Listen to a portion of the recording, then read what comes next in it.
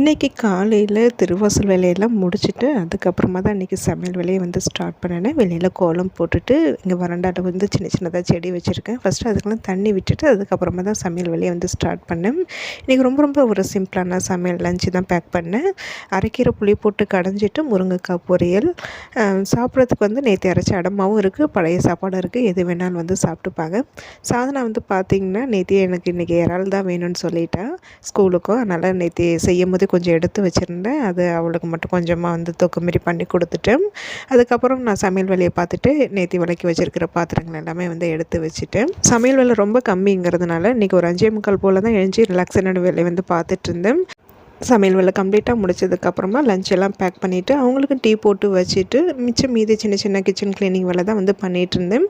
இந்த வேலையெல்லாம் முடிச்சுட்டு இப்போ வந்து பசங்களை வந்து ரெடி பண்ணிட்டு நானும் ரெடி ஆகிட்டு பசங்களை கொண்டு போய் ஸ்கூலில் விட்டுட்டு வரணும்.